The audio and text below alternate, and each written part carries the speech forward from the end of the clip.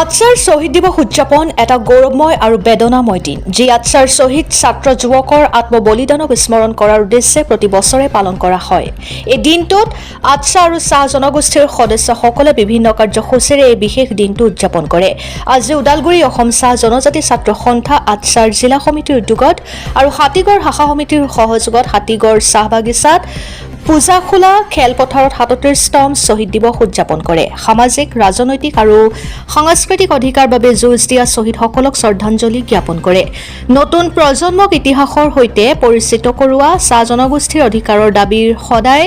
সজাগ থাকিবলৈ আহ্বান জনায়। অনুষ্ঠানটোত পতাকা উত্তোলন ওদালগুৰি জিলাৰ সমিতিৰ সভাপতি দীপ তাঁতীক সহযোগত কৰে ধৰমৰাজ তাঁতী। উপস্থিত থাকে বিটিআৰৰ EM সঞ্জিত তাঁতী, আটছাৰ কেন্দ্ৰীয় সমিতিৰ কাৰ্যবাহী সদস্য মোহন তাঁতী আৰু চন্দন মুণ্ডা, আটছা জিলাৰ সম্পাদক মণিৰাম মাহাতো, হাতীগড় আঞ্চলিক সমিতিৰ সভাপতি অভিদত বেহেৰা লগতে জিলাৰ বিভিন্ন আঞ্চলিকৰ সভাপতি সম্পাদক তথা সদস্যবৃন্দ উপস্থিত থাকে। পানেৰীৰ পৰা নবীন চবৰৰ প্ৰতিবেদন, অৰুণোদয় আছাম। জনজাতি ছাত্ৰ সন্থা আটছা ওদালগুৰি জিলা সমিতিৰ উদ্যোগত আৰু হাতীগড় শাখা সমিতিৰ সহযোগত আমি ৩৭তম জিলা ভিত্তিক আমি শ্বহীদ দিৱস আমি উদযাপন কৰিলোঁ। ইতিমধ্যে আমি হাতীগড় চাহ বাগিচাতে আৰু আমি নিশ্চয় আমি গম পাওঁ অসম চাহ জনজাতি ছাত্ৰ সন্থাৰ যিসকল শ্বহীদ ১২গৰাকী শ্বহীদ, তেওঁলোকে আন্দোলনত অংশগ্ৰহণ কৰিবলৈ যাওঁতে নিজৰ জীৱন হয়তো আহুতি দিবলগীয়া হ'ল।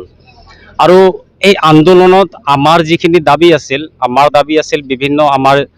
জনজাতিকৰণ, আমাৰ দৈনিক মজুৰি, লগতে ভূমিপট্টা, বিভিন্ন আমাৰ চাহ শ্ৰমিক, চাহ জনগোষ্ঠীৰ যিকেইটা দাবী আছিলে, এই দাবীখিনি উপস্থাপন কৰাৰ কাৰণে তেওঁলোকে শ্বহীদ হ'ল। আৰু আজি বিশেষকৈ আমি ক'বলৈ বিচাৰিছোঁ মিডিয়া মাধ্যমৰ যোগেদি, আমাৰ যিখিনি দাবী আজিৰ তাৰিখতো আমাৰ দাবী হৈ থাকি গ'ল, কিন্তু আমাৰ দাবীখিনি আজিলৈকে কিন্তু পূৰণ হোৱাটো আমি দেখা নাপালোঁ। লগতে আজি আমি যিটো আমি অনুষ্ঠান কৰিলোঁ, যে আমি শ্বহীদসকলক আজি আমি বিশেষকৈ আমি শ্ৰদ্ধাঞ্জলি আগবঢ়ালোঁ, যাতে তেওঁলোকৰ আত্মাৰ যাতে চিৰশান্তি লাভ কৰে। আৰু আমি আজিৰ এই অনুষ্ঠানৰ যোগেদি আমি খুব আশাবাদী যে অতি সোনকালে আমি অসম চাহ জনজাতি ছাত্ৰ সন্থাই আমি অলপ আগতে আমাৰ জ্যেষ্ঠ তেখেতে ক'লে যে আমি সংকল্পবদ্ধ যে আমাৰ যিখিনি আমাৰ চাহ জনগোষ্ঠীৰ যিখিনি আমাৰ দাবী আছে, দাবীখিনি আমি যিকোনো প্ৰকাৰেই হওক আমি চৰকাৰৰ মাজমজিয়াত আমি উপস্থাপন কৰিব লাগিব, আৰু চৰকাৰে আমাৰ দাবীখিনি কিন্তু মানিব লাগিব। অন্যথা অসম চাহ জনজাতি ছাত্ৰ সন্থাই ইলেকশ্যনৰ সময়তে আমি যি কৰিব লাগে, আমাৰ যিখিনি কৰণীয় গোটেইখিনি আমি কৰিবলৈ আমি সাজু থাকিম। বিশেষকৈ এইটো আমি বৰ্তমানৰ সময়ছোৱাত আমি দেখিবলৈ পাইছোঁ, হয়তো ক'ৰবাত ডক্টৰ নাই, হয়তো ক'ৰবাত হেল্থ এছিষ্টেণ্ট নাই, হয়তো ক'ৰবাত ফাৰ্মাচিষ্ট নাই, তেনেকুৱা ধৰণৰ পৰিলক্ষিত হৈছে। আমি এইটোৱে ক'বলৈ বিচাৰিছোঁ, বিশেষকৈ ইয়াতে মেনেজমেণ্টৰ গাফিলতি আমি দেখিবলৈ পাইছোঁ। মেনেজমেণ্টে যদি ইচ্ছা কৰে আমাৰ মানুহখিনিক তেওঁলোকে ভালদৰে ট্ৰিটমেণ্ট কৰিব পাৰে, উচ্চ মানে চিকিৎসা মানে তেওঁলোকে প্ৰদান কৰিব পাৰে, কিন্তু মেনেজমেণ্টৰ যিটো নেকি চিন্তাধাৰা, আগতে যেনেকুৱা আমি দেখিবলৈ পাইছিলোঁ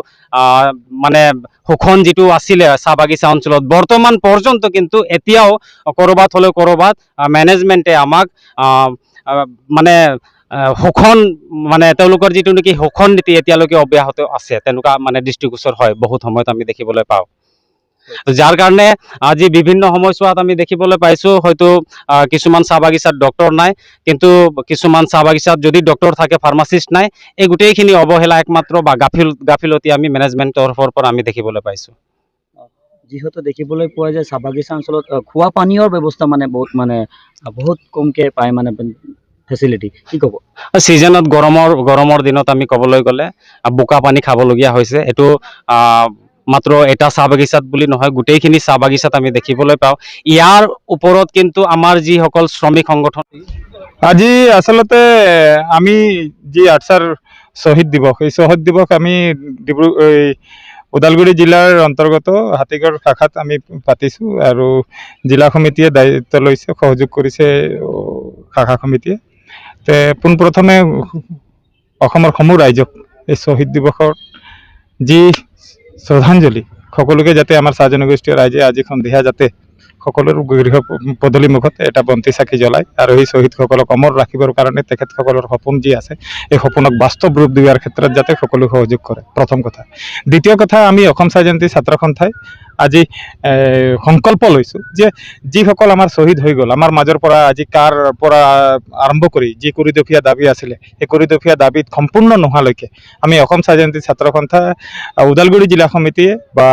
শাখাৰ জিলাৰ অন্তৰ্গত যিমান শাখা আছে সকলোৱে আমি সংকল্প লৈছোঁ যে আগন্তুক দিনত চাহ জনগোষ্ঠীৰ কাৰণে সেই সপোনক বাস্তৱ ৰূপ দিয়াৰ ক্ষেত্ৰত এটা উচিত পৰিকল্পনা আৰু তেনেকুৱা ধৰণৰ ব্লু প্ৰিণ্ট লৈ পেলাই চৰকাৰৰ লগত যি ফাইট কৰিব লাগে মেনেজমেণ্টৰ লগত যি ফাইট কৰিব লাগে মেনেজমেণ্টৰ এগেইনষ্টত আমি ফাইট কৰি চাহ শ্ৰমিকক যেনেকুৱা উদ্ধাৰ কৰিব লাগে মুক্তিৰ ফালে ল'ব লাগে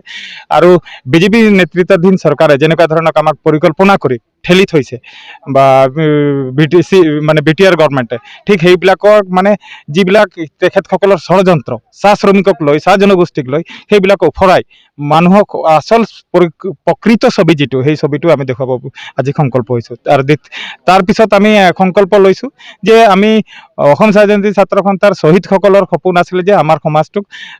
মানৱ সম্পদ গঢ়াৰ আমি আপোনালোকে চাইছে আজি বছৰত আমি 30জন কৰি ডক্টৰ দিছোঁ আজি প্ৰত্যেকটা ইউনিভাৰ্চিটিৰ আণ্ডাৰত আমি ইঞ্জিনিয়াৰ আমি 5টা কৰি দি আছোঁ আপোনালোকে জানে যে আমি এতিয়া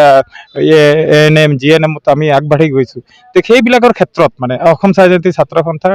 এই সংগ্ৰামটো আগন্তুক দিনত চলি যাব আৰু আজি এটা সংকল্প মানে শেহতীয়াভাৱে এটা লৈছোঁ যে আগন্তুক যি নিৰ্বাচন আছে নিৰ্বাচনৰ পূৰ্বে জনজাতিকৰণৰ মৰ্যাদাটো আমাক দিব লাগিব অন্যথা কিন্তু বিজেপিয়ে ইয়াৰ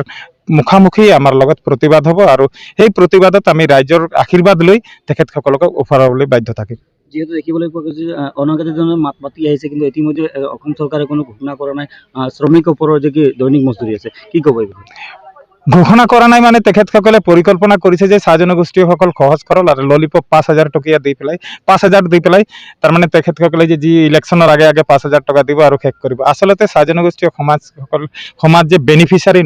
বেনিফিচাৰী নহয় দেই এই বেনিফিচাৰী নহয় তেখেতসকলে কৰ্ম কৰি খায় আপোনালোকে পৃথিৱীত ক'তো এটা ভিকাৰী নাপাব চাহ জনগোষ্ঠীয় সমাজৰ পৰা তেখেত কৰ্মজীৱী মানুহ আৰু এই কৰ্মজীৱী মানুহক তেখেতসকলে পৰিকল্পনা কৰিছে আমিও অসম চাহ জয়ন্তী ছাত্ৰ সন্থাই কিন্তু ঘৰে ঘৰে গৈ পেলাই মানুহখিনিক কেনেকুৱা বুজাব লাগে আৰু কেনেকুৱা ধৰণৰ তাৰমানে এই পৰিকল্পনাটোক কেনেকুৱা ফাদিল কৰিব লাগে অসম চাহ জয়ন্তী ছাত্ৰ সন্থাই ভালকৈ বুজি পাইছে এতিয়া আৰু তাক কিন্তু ফাদিল কৰিব এইটো ধ্ৰুৱ সত্য